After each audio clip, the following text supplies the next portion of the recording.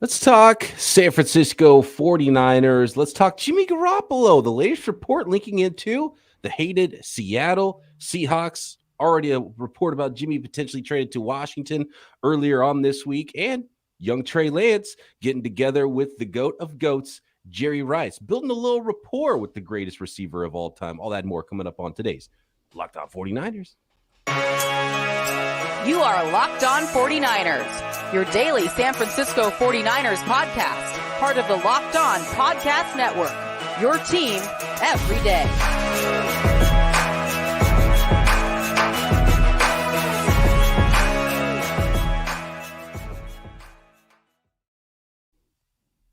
Welcome to Locked On 49ers. Brian Peacock and Eric Crocker with you once again at BD Peacock at Eric_Crocker. Thanks for making Locked On 49ers your first listen here on the Locked On Podcast Network, your team every day. Doing it up live today. Going to get into the chat a little bit with the latest going on with the 49ers. And we're getting close, Croc. We're getting close to the decision on Jimmy Garoppolo. What's it going to be? Is he going to get released? What's going to be cleared? He's throwing behind the scenes. And now the report about the Seattle Seahawks. And Hold on real quick. Yeah. I would love to see the 49ers. Now, I know they won't do this, but just for entertainment purposes, remember LeBron James' the decision? How he did that like the YMCA or something with like all the kids around. And like I would love to see like John Lynch and Kyle Shanahan just make the decision live. They all show up. There's this big 30-minute TV show. Don Yee's on stage. Jimmy G's on stage. And then at the end, the last person that comes on stage, there's like an empty chair, and it's the GM of the team that, or like some representative. Like, it'd be hilarious. DK Metcalf walks out with blue hair, and it's like, Jimmy G to DK. We're trading him to Seattle. Like, what? That would be wild. That would be wild. The original decision was so messed up by LeBron, though, because they were going through all this, and it's like, oh, he's going to stay in Cleveland. You can't go through all this and then bail on Cleveland. And they did, and he goes to the Miami Heat. He said, I'm getting the hell on. What a jerk, man. I can't believe he did that. He's like, not one, not two, not three, not four. Yeah. Just letting the Cavs fans hang in the wind on live about their fate. Yeah, that was the NBA is wild. The NFL's trying to get there, but not quite.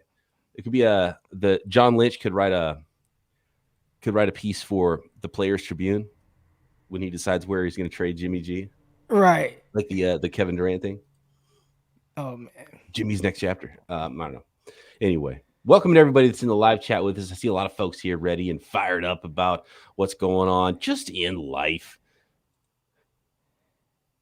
Brian and Croc are the best 49ers show going. Appreciate that. And there's a lot of competition because there's a lot of fantastic Niners content coming at you all the time. It's fun. It's a fun community. The Niners have some of the greatest fans because I think some of the national media clearly knows they can go to the Niners and get a little play, right? When they bring up Trey Lance, when they bring up Jimmy Garoppolo. Is that what this is? Or do you think the Washington Commanders, do you think the Seattle Seahawks would be serious about maybe throwing down for Jimmy G, giving up draft picks, taking on some salary for Jimmy Garoppolo? Well, I assume a team knows that the 49ers would have to release him unless they're going to try to call Kyle Shanahan's bluff and say, no, I'm going to keep him. And then by then, okay, if we need to make a trade. But Seattle, from the reports that we have heard, Gino Smith was actually kind of beating out Drew Lock. And when they traded or included Drew Lock in the trade, I'm assuming that they wanted him to be the starting quarterback. And if you can't beat out Gino, which shout out to my dog Gino, we're rookies at the same time, but if you can't beat out Gino, which I think they would most likely want him to be a backup quarterback, right? Like they want him to be the backup, then yeah, you're probably in trouble and you need to make a drastic move. Would Jimmy G be that move? Does Jimmy G move the needle enough? And if there are conversations in-house, and it's kind of wild, like they had to watch film on him and, okay, let's watch film. Let's evaluate the situation. Like, dude, y'all played against him a bunch of times. How many times have y'all watched a bunch of games on him? Like, you know exactly who he is and what he isn't. And the crazy thing is, maybe they don't, because I've seen two different versions of Jimmy Garoppolo against Seattle. I've seen this weird version of him where he's kind of missing passes, overthrows, things like that. But then I saw this one version of him, week 17, 2019, where he completes like dang near every pass against Seattle. So maybe they don't even know which version of Jimmy they're getting. On one hand, Rick says, I assume the Seahawks were trying to tank the season and go for one of the top rookie quarterbacks. I don't think the Seahawks are going to tank. The Seahawks are going to be a mediocre team. They're not going to be like a 2-15 team, though. You know, they're going to be a team that drafts 10th, 12th overall, 15th overall. So if they want that top QB, they're going to have to move up for him, whether Jimmy's on the roster or not. But Jimmy's clearly better than Drew Lock. Gino Smith's a career backup journeyman now. So Jimmy Garoppolo, I would assume the Seahawks would know that they would at least believe that he's a better quarterback than those guys. And I think most GMs in the league would. I think most fans in the league, even some Jimmy haters, would be like, well, I'd rather have him than Drew Lock or Gino Smith, most likely. But I will say about this report, and this report came from Jeremy Fowler of ESPN, and he's been pretty plugged in on a lot of stuff, and especially some 49ers related stuff. Now, this could be Agent Don Yee, kind of talking to somebody over here about Washington, talking to somebody over here about Seattle, trying to drum up a little interest, knowing that it's go time, trying to get his client to get the most money. So if a team wants to trade for Jimmy G, Don Yee, and I've talked about this all spring and winter and now summer long about Jimmy Garoppolo and his contract, because a lot of people are talking about how, Don Yee, the agent, wants the Niners to release him in February so he can sign with the team. And I don't think that's the case, because Don Yee would rather negotiate a new deal based on the $25 million he's got on his contract right now, rather than start over and be a free agent. Then you might only get offers of, $4 or $5, $6 million from a team, backup money, medium backup money. So I wonder if Don Yee would rather a team want to trade for him because they can negotiate down from $25 million, even if they're taking a pay cut, because you'd rather take a $15 million pay cut than a $20 million pay cut if you're Jimmy G. But every team in the NFL, they do, like, the teams work. They put in work. They put on film. They watch guys. This is a pretty dead part of the offseason. They're probably looking at their own, OTA and minicamp tape, right, of their guys. And they're checking out who's out there maybe on the free agent market. They've got time, and they live at the facility, and they've got their systems at home, too, to watch guys. The Seattle Seahawks know Jimmy Garoppolo. It would be almost insane for a team that's about to roll out there with Gino Smith and Drew Lock not to do due diligence on the potentially available quarterback. So, to me, it would be egregious mismanagement if the Seahawks hadn't, during the spring, done work on Sam Darnold, done work on Baker Mayfield, done work on Jimmy Garoppolo, to have those conversations, because you can't decide that you don't want a guy unless you have those conversations, and you definitely can't decide if you do want a guy unless you have those conversations. So just checking in on it and keeping tabs is really not that much of a story, unless they're trying to say, hey, maybe there's a little bit more to it, like they're actually seriously thinking about doing this thing. And I wouldn't be shocked at all if the Seahawks signed Jimmy G the day he was cut. Now, trading for him, that's not going to happen. Well, there have been a few just reports out there, and I feel like every time a team, people are like, man, I think this team is going to want a quarterback. The team did go out and get a quarterback. So Seattle, that's been the latest whispers, right? First, it was everyone was kind of waiting on that domino with the Panthers, and you're like, are they going to go into the season with a rookie, which they drafted Matt Corral, and they had Sam Darnold? They're going to go into the season with that? They said, nope, we're going to go in with Baker Mayfield. They traded for Mayfield. Well, the other domino, the last one, is really Seattle, and everybody's eyeing that situation. And I do feel like if they were more comfortable with what they had seen during OTAs, then yeah, there wouldn't be any Jimmy Garoppolo talk. But the fact that it sounds like, and again, I don't have my ear to the ground all the way with Seattle, but it sounds like they're like, nah, we don't really care for what we've seen from Drew Lock. And they put their eggs in the back. They were hyping him up, right? Like that was the guy where, oh yeah, we loved him when he was coming out, and yeah, we were really drafting the first quarterback selected in the 2022 draft. They said, no, yeah, didn't happen. And then they watch him practice, and they're like, And they're like, yeah, Gino already knows the system. Gino, though, actually, here's the numbers Gino Smith put up in his 3 starts last year for the Seahawks. They were only 1 and 2, so that's not great. But he completed almost 70% of his passes, 68.4 for 700 yards in those games, 5 touchdowns to 1 interception. He had a 103 quarterback rating. That was the best quarterback rating that he finished with any season, even in, whether he was a starter or a backup and just got in a little bit of work. So Gino Smith actually played okay. And I've seen a lot of fantasy football rankings, and DK Metcalf's way down low. DK is going to be on all my fantasy football teams. This guy's way too low, and he had put up good numbers with Gino at quarterback too. Yeah, but I think that's a little skewed, right? Because he came in the middle of like one of those games and then threw for like 200 yards in the second half. Yeah. So he appeared. So if you're just going off the games that he started, it doesn't look quite as great. Almost like, Trey Lance, same thing, right? Came in against Seattle. He threw for almost 200 yards, 2 touchdowns. So kind of inflated his average if you average only his starts by his total overall stats. Let's take a look. Let's take out the game where he came in halfway through, which was it's going to be hard to tell because he threw a bunch of times in that game. But so it was week 5 against the Rams. He came in, completed 10 of 17 for 131 yards. And that was his one interception. So actually, if you take out that game, he had a TD and an interception in that game. Then he started the next 3 games. I can't get this to work right now. I'm looking at his numbers right now. It looks like he started against either the Rams, Chicago, Detroit, Arizona. He played in all those games. He played weeks 5 through 8, started week 6, 7, 8. Oh. At Pitt, against New Orleans, and against Jacksonville. What the hell am I looking at? Niners got Russell Wilson both times. Oh, I'm looking at Russell Wilson. I'm like, wait a minute. When did Gino Smith throw 4 touchdowns, 0 interceptions in a game? So the yards weren't crazy, but in his first start, Gino Smith, 23 of 32 against Pitt, 209 yards, a touchdown, 167 yards and a touchdown. And then in the third one against Jacksonville, 195 yards, 2 touchdowns. So 4 touchdowns to no interceptions, but they weren't chucking it a lot. Not a lot of yardage there. So it wasn't like he went off or anything like that. But now it's Gino Smith, your boy. How many times do you pick him off in practice? He's going to start for the Seahawks this year. I think they'd be very interested in Jimmy Garoppolo. I'm surprised they didn't go out and get Baker Mayfield, to be honest with you. So yeah. I could definitely see them doing something, even if Jimmy goes, say, to Cleveland or whatever. But next, let's talk about the likelihood of a Jimmy G trade. What's going on right now? There's some other reports about Jimmy Garoppolo. There's a story from Matt Mayoko about Jerry Rice and Trey Lance getting together, and Jerry Rice's opinion of the young quarterback. And we'll get into the chat a little bit next. But how about our friends at Bet Online? You know what they have as far as odds at Bet Online right now?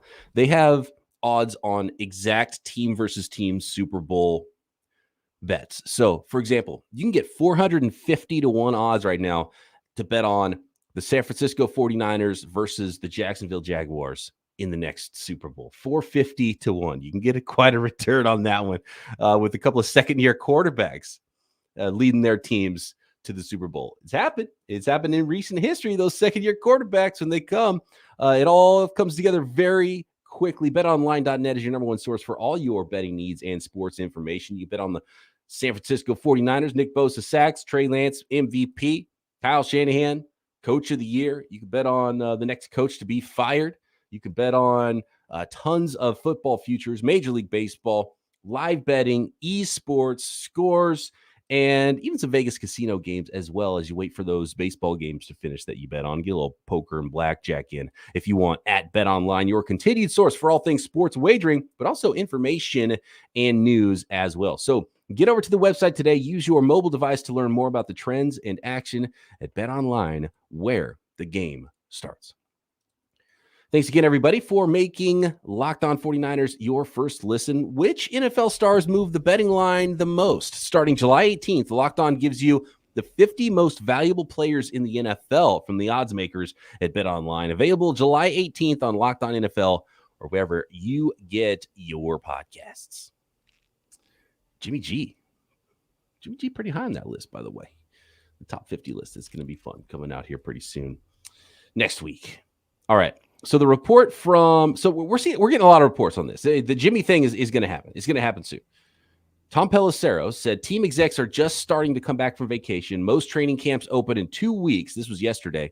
And the expectation within the league continues to be that Garoppolo is traded somewhere by the end of the month. Then there was the report about Washington, which Jimmy's agent Don Yee said that report was false. Tampa. Tampa. I'm sorry. I keep saying Washington. Tampa Bay Buccaneers is the team. Well, we know who reported that. I mean, we debunked that as soon as we saw the name attached to it. Yeah. So there's been some erroneous reports. There's some other some reports that don't really make sense. I wonder if there's some late news about teams that people knew about that were interested, but then not interested anymore. Maybe there's some dark horse teams like the New York Giants or somebody that, that like New York Giants have a lame duck quarterback right now. They didn't pick up Daniel Jones' 5th-year option. Would they be interested in a little competition for Daniel Jones and someone like Jimmy Garoppolo? I don't think so. If we have to, say who's more likely to trade for Jimmy Garoppolo, New York Giants or Seattle Seahawks, I would say Seattle, because Seattle's not going to take their foot off the gas. Like they are trying to win. I don't know where the Giants feel like they are right now. They just got a new head coach. He's probably like, you know what? Let me just see what I have with these guys right now. If it can't work out, let me try and get one of these prospects in next year's class. So I don't see New York being involved at all. It makes more sense for a team that is closer to needing a Jimmy Garoppolo to potentially make a playoff push. That's why it made so much sense for teams like the Washington Commanders. Early in the offseason, they probably were one of the teams that were like, hey, yeah, we'll trade for Jimmy Garoppolo. And then I got to get surgery, and all that went away. Yeah. And there's, the Browns make the most. The Browns have almost $50 million in cap space. The Browns. I keep forgetting about the Browns. The Browns are the one that still makes the most sense. And the Browns were pretty quiet behind the scenes about stuff. We didn't really hear that much about the Deshaun Watson thing. All of a sudden, it was like, boom, he's going to Cleveland with this crazy offer. We didn't hear that much about the Baker Mayfield stuff. It's like, oh, maybe something might happen. Boom, Baker Mayfield's happening, going to the Panthers. So, it doesn't seem like there's many leaks right now coming out of Cleveland. And look, if they're trying to win, it's kind of similar to what we're talking about with the quarterback room in Seattle. Like Jimmy G's better than Jacoby Brissett. I think we're okay saying that. I think that's pretty clear. I think most teams would think that. What would Cleveland be willing to give up? Or is this going to be a situation where all these teams just wait and see if the 49ers do release him or not? But if there's multiple teams that are legitimately interested once Jimmy is cleared and he can pass a physical, then maybe there is more value there than we expect. But man, it's not like the Tom Pelissero report was team execs are just coming back from vacation and most league sources believe that Jimmy Garoppolo is going to be released and signed somewhere in the next month. It was traded. Right. And they have to take on that money now, because you have to take on the contract or potentially restructure them. But if you are a team like the Browns, you're not restructuring that contract because you don't want to keep him any longer than this year, because you have Deshaun Watson returning whenever he does, right? And maybe that's what they are waiting for. When is the news on Deshaun Watson and his suspension going to be announced? But you talked about Brissett and Jimmy Garoppolo and saying, well, Jimmy Garoppolo is better. How much better? Right? Like, how much better is he to take on, one, give up draft capital, and then two, take on that contract? Because if I'm the 49ers, I'm not trading him and eating some of his salary unless it's a high pick, right? Right. Oh, yeah. So and the thing is, the 49ers, if the team comes to the Niners, they're probably saying, well, you can ask him. Here's Don Yee's phone number. Ask him to take a pay cut. We're not giving you money. Jimmy's worth they were telling teams Jimmy's worth a first-round pick, right? So I can't see the 49ers giving much at all. Maybe they'll take back a player with some salary, maybe pay a little bit of the salary, but the 49ers, I don't think, would be willing to give up much. They believe legitimately they should be getting a pick back for Jimmy Garoppolo. So I think a lot of the onus will be on Jimmy G to take a pay cut and that negotiation there. And then the Deshaun Watson thing still needs to happen. I fully believe he's going to be suspended for the year, but I'm sure the Browns are at least hoping that it's a 8-game suspension or something like that for Deshaun Watson. In which case you go Jacoby Brissett, then you go to Deshaun Watson. So I think that has to happen first, and they have to know it's a full year, and then they've got to go try to win right now. And then I think something could happen very quickly. Jimmy cleared, Deshaun Watson suspended for a year, Jimmy to Cleveland. How could it not happen? It makes too much sense. It could not happen because they don't know how much better is he. He has been afforded a great situation to play in, right? Like, most of the time, it's like good run game, terrific defense, best play caller in the NFL, or one of the best in the NFL, and okay, we're winning games with that. But if you have to put more on his shoulders, and again, maybe Browns are the perfect storm for Jimmy because they're built kind of similarly to the 49ers. Their head coach was a coordinator with the Vikings, ran a similar offense as well. So Krzyzewski, I don't want to butcher his name. Yes, Stefanski. Stefanski. Yeah, it's the Shanahan Kubiak tree system. Jimmy could walk right in and know most of the terminology, I'm sure. Right. And yeah, built on defense, running game. They've got like multiple tight ends, you know. I think it's a perfect fit. And Jacoby Brissett's not terrible. He's a solid backup, but Jacoby Brissett himself knows he's a backup. He's getting paid like a backup. He signed a backup contract when other people were signing starter contracts, you know. So, and his he actually did he play last year? Yeah, he had a little bit of run last year. 5 touchdowns to 4 interceptions, worse risk ratio than Jimmy G, worse completion percentage than Jimmy G. He's never had more than 62.7% completion in any season in his career. He's a backup. His best season was when he started 15 games for the Colts in 2019, and he was just over 60%, 60.9% completion, 2,900 passing yards, 18 touchdowns, 6 interceptions. Pretty pedestrian. Not bad, actually. And what year was that? Who was that? That was 2019 with the Colts, and then he started 15 games a couple of years before that with the Colts in 2015. So that was the year that Andrew Luck was out, and then 2019 was the year all of a sudden he retired. So he had a couple of emergency seasons there as a starter. When he was below 60%, his other season he was a full-time starter. He was 58.8, and again 3,000 yards, 13 touchdowns, 7 interceptions. The touchdowns are really low for starting 15 games. So here's Jacoby Brissett. In the 2 seasons he started, 2017, 2019, 11-19 record, both with the Colts, 59.8 completion percentage, 6,000 yards, so averaging 3,000 yards, 31 touchdowns, so averaging 15 and a half touchdowns, and 13 interceptions. That's worse than Jimmy G. Yeah. I think the question, the circumstances make it difficult. Yeah. Right? Because we watched Garoppolo win multiple playoff games without even throwing a touchdown pass. Right? 49ers have won 3 playoff games out of the 4 without him even throwing a touchdown. Right. Yeah. And you look at the playoffs and it's different. And Jimmy G is not a world beater, but he's better than Brissett. He's better than Gino Smith. He's better than Drew Lock. Yes. The Browns want an adult in the room. The Browns reports out of Cleveland earlier this offseason about the Browns needing an adult in the room and talking about Baker Mayfield. They explained what they wanted, and they explained exactly Jimmy Garoppolo. Oh, yeah. You know what I mean? Do you remember those reports? Oh, yeah. And Trice says getting a player back would be their best bet. Nobody's going to give a second for Jimmy. And I don't think they're going to get a ton of picks or anything like that. Even then, what player, right? What position? Maybe a guard or a center, but who's trading a good guard or center? I mean, I guess maybe if it's for a quarterback that's going to give you a chance at a playoff push, maybe you just say, you know what, we can give up this guard or center. I don't want Hunt. I know you mentioned Hunt, but 49ers got running backs. Yeah, Kareem Hunt, someone like that. Rick says Browns can trade a 3rd rounder, expecting to recoup that with a compensation pick a year later. That's why I need a second. Yeah. Well, I think that a 3rd should easily get it done if the Niners aren't paying any salary, and if they're paying a little bit of salary, right? I mean, that's that. You changed your tone a lot since our trade negotiations with the Colts. Well, yeah, it's a lot has changed in the world, Croc. 6 months is an eternity in the NFL. I jumped on the 3rd. You guys, everybody in the comments said I was crazy. I'll take that Crocky 3rd now. I'm with you now. Yeah, sure. That was before we knew about his arm surgery. Niners were about to get a 1st-round pick. The Niners would have gotten at least a 2nd-round pick for Jimmy G if it wasn't for the shoulder surgery.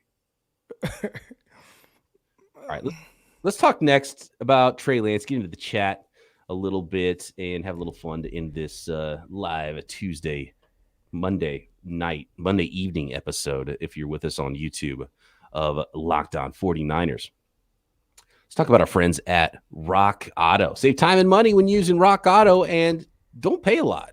The Rock Auto prices are always reliably low. It's easier to fix your car than you think. I've found that out recently. I would have never even tried if it wasn't for rockauto.com, and I was blown away when I went to Rock Auto. They had the exact part I needed. I ordered it. It was $40 instead of taking it in and paid $500 with labor at the car dealership to fix my car, and I fixed it very quickly in one morning. It took about as much time as drinking a cup of coffee, and I replaced the fender flares on my car, and you could do the same with rockauto.com. So why choose to spend 30%, 50%, 100% more for the same parts from a chain store or car dealership. For example, Honda Odyssey fuel pump costs about $353 from a chain store. It's only $216 at rockauto.com. There is big parts, small parts, brake parts, tail lamps, just some new carpet for your interior. Keep your car in tip-top shape and looking good with Rock Auto, a family business that's been serving do-it-yourselfers for over 20 years. Go to rockauto.com right now. See all the parts available for your car or truck. Right, Locked On in their How Did You Hear About Us box so they know we sent you.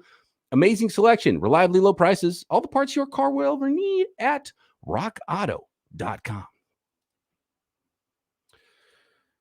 Alan says, Jimmy G to USC. I don't know what to think about what's going on in college football. Croc, you're a USC guy. You like this Big Ten thing?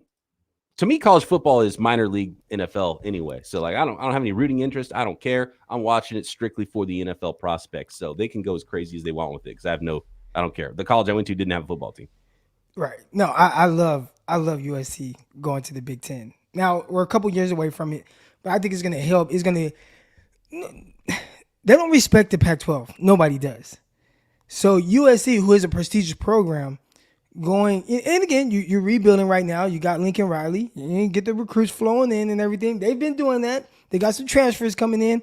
I do believe in 2-3 years they will be ready to compete in the Big 12, and then maybe a year or so after being in the Big 12, being able to recruit and all of that, they'll start to compete for potentially a playoff push. But I think they're heading in the right direction. I definitely like it. You just got to get some California dudes a little bit, comfortable with somehow. I don't know how you get them comfortable with playing in the elements in November, late in the year up there in that whatever you call it, Midwest, North. I don't know.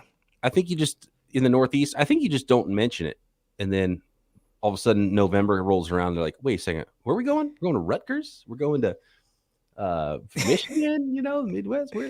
You gotta mention. I mean, they. Oh my goodness, that's the first thing I thought of. Like, damn, it's gonna be cold. I mean, that's crazy. College football to have a team in New Jersey and a team in LA in the same conference.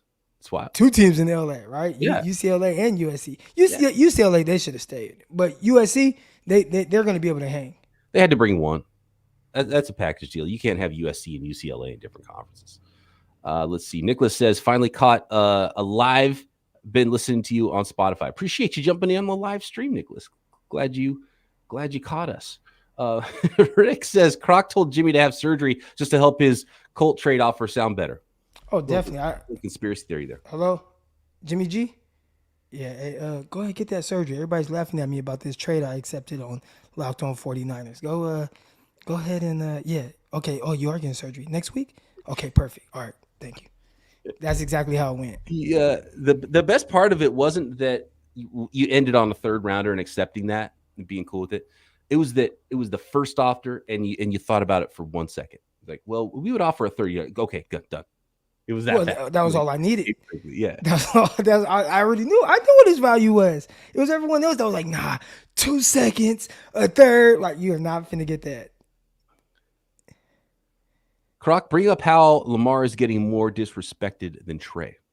Oh, yeah. So that was a conversation that was on Twitter Spaces or in Twitter Spaces, whatever, before Jason Aponte. I don't know what kind of service he has, some kind of McDonald's Wi-Fi he was using, but the whole thing cut out because of him. Shout out to my guy, Jason Aponte.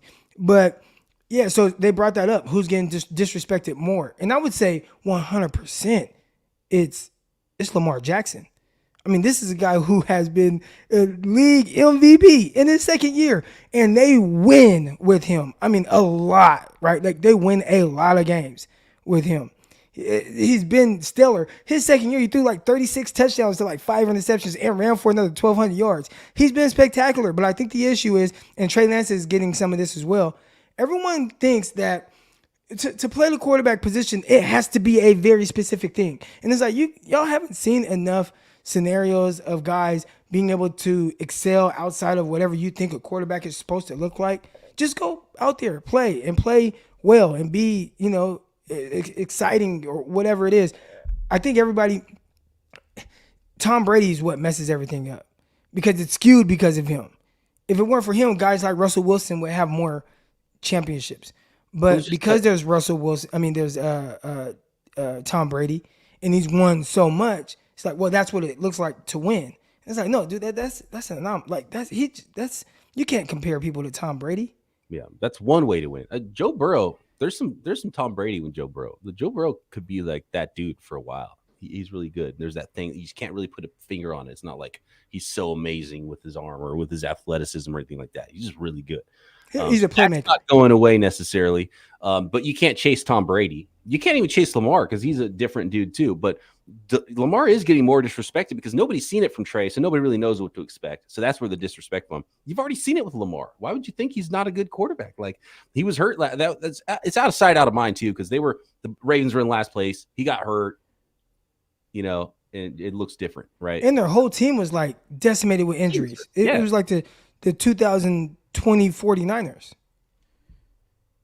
And still the disrespect. But outside of last year, when they had like crazy injuries, all Lamar Jackson has done is win.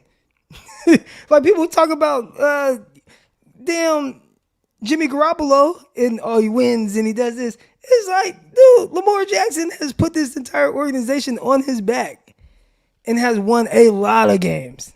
And everybody's scared to death of him. Like when teams are playing Baltimore, it's like, oh man. Like how all week. I'm pretty sure if we had to play Baltimore this year, our whole conversation all week will be, how do you stop number 8? And that's what the NFL people are like. I don't think people are saying, well, how do you stop Jimmy G? But Jimmy G has won more playoff games, so people are going to say that validates him more as a winner than Lamar Jackson because he's 1 and 2 in the playoffs. Well, Trey Lance not getting respected by the greatest 49er of all time, Jerry Rice. Jerry said, I don't know what clicked, but it was like we were on the same page talking about he and Lamar Jackson. He and Trey Lance. Or she and Trey Lance were, I can't read and talk at the same time. Him, Jerry Rice and Trey Lance getting together. And he said, it didn't take me long to really adapt to him and know exactly what he was thinking and when he was going to release the football. I do have to say, though, Jerry Rice has clicked with a lot of quarterbacks, right? So I think there's something innate about Jerry Rice that he clicks with quarterbacks really quick and he sees things and how the ball's coming out and when it's going to come out a little different than a lot of wide receivers. So I don't know if that says something about Jerry Rice or about Trey Lance that if they could click for Jerry Rice, in one afternoon with him throwing footballs to him. But Jerry Rice just gets it.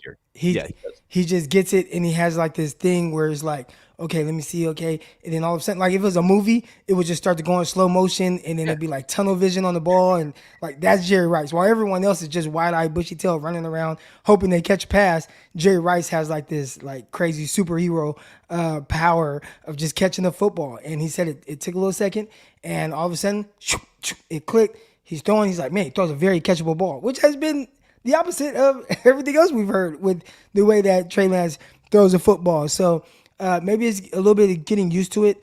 I did have someone tell me that Wes Welker was like, man, I hate the way he throws the ball to my receivers. And, I could see that when you go from the way Jimmy Garoppolo throws, very nice, catchable pass, it's not 100 miles an hour. And then Trey Lance is coming much harder. And that's a big drastic change from one rep to the other. So one, the receivers are going to have to get more used to catching from Trey Lance. And also Trey Lance, like Jerry Rice said, he's got to start, take a little bit off of those underneath passes, and he'll learn to do that. Absolutely, yeah. It's going to take some reps, and Trey's a young quarterback, and they can develop those things. But Trey doesn't throw as much of a fastball as like Kaepernick did. Kaepernick was just everything was a laser on a line. He could not find an arc in that thing. It was all fastballs. Trey Lance can feather it in a little bit more, even though he's got a really strong arm too. He's got a cannon arm, but he can also, seems like there's a little bit more touch there, and we'll start to see that develop, I think. And obviously when the receivers start catching more balls from him, it'll be like second nature, and they'll be glad he can fit it in there too and throw it hard when he needs to. I think the difference is, as hard as Kaepernick threw the ball, it still is a tight spiral, and Trey Lance throws it hard, maybe not quite as hard, but there's that slight wobble. And I think that's what makes it a little bit more difficult. Hard with wobble does make it a little bit more difficult. It comes out like a knuckleball almost, and you can't really focus on it. You can't really see where it's going. Well, when it hits your hands, because you put your hands a certain way to catch a football, and if it is hitting your hands and now your hands shift because the ball is hitting one part of your hand and then the other part at a different time, that can make it a little bit harder to just catch it and tuck it away. Yeah. You want the nose of that football inside of your hand. So if it's hitting you this way, that's That's not ideal. But if he takes some off like Peyton Manning at the end of his career, or probably most of his career, which he just didn't have a strong arm, then it's not going to matter if it's fluttering, which Peyton Manning threw a lot of. And crazy thing is, I pay attention to that now. Like how quarterbacks, what the football looks like when it's coming out of their hand, like, slow motion on replays. There's a lot of wobbles out there. There's a lot.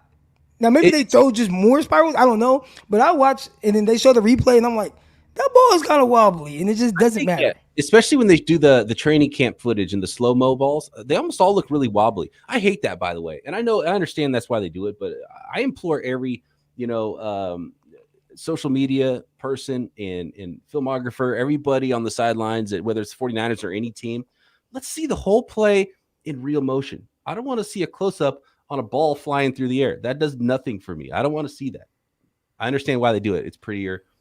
But I want to see. Well, I think a lot of it too is they don't really show. They're showing a lot, but not showing anything at all. Right. It's like, oh yeah, you get to see this nice bomb. Look at Trey Lance roll to the left, swing it in the ball, and you follow it. But you see nothing that actually happened in the play, and I think maybe that's what you don't know anything about the route or the coverage or what anything looked like, and then all of a sudden, the player catches the ball. And hate from the outside, says Trice, is one thing. My issue is there's a few too many people leaking info about Trey, whether it's true or not. There's definitely some leaks, but I don't know what's coming from inside and what's coming from the Welkers or the Scangarellos or some. There's clearly some folks that were in the organization. There's been a lot of changeover with the coaching staff. We haven't really talked about. We talk a lot about the roster, but I wonder how a lot of the change in coaching staff is going to affect the 49ers this year.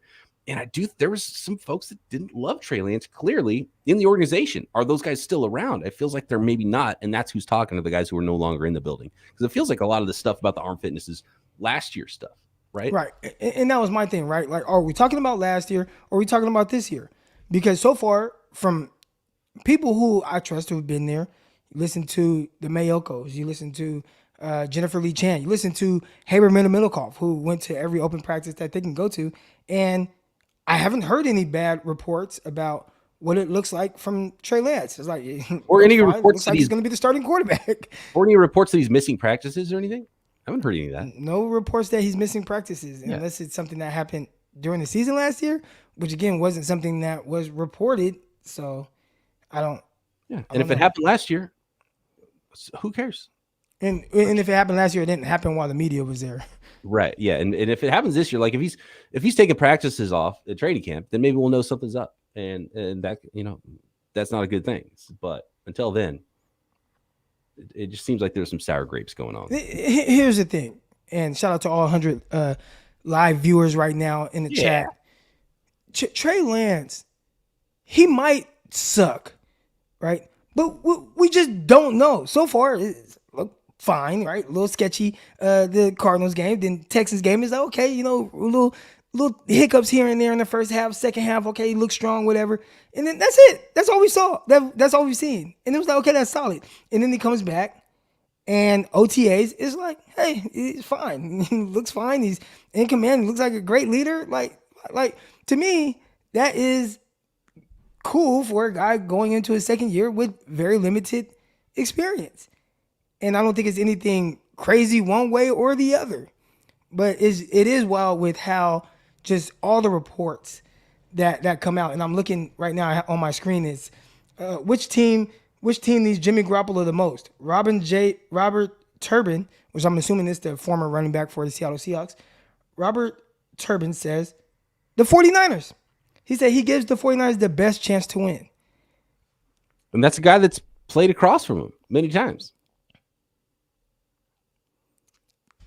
All right, we got to go. We're running out of time here. Thanks to everybody for jumping in on the live chat. We appreciate you. If you want to catch one of these lives, make sure you're subscribed up to the Locked On 49ers YouTube channel, but we'll still be coming at you every day on the audio-only pod. Shout out to those of you that might be listening to this on, say, your way to work on Tuesday morning. We appreciate you just the same.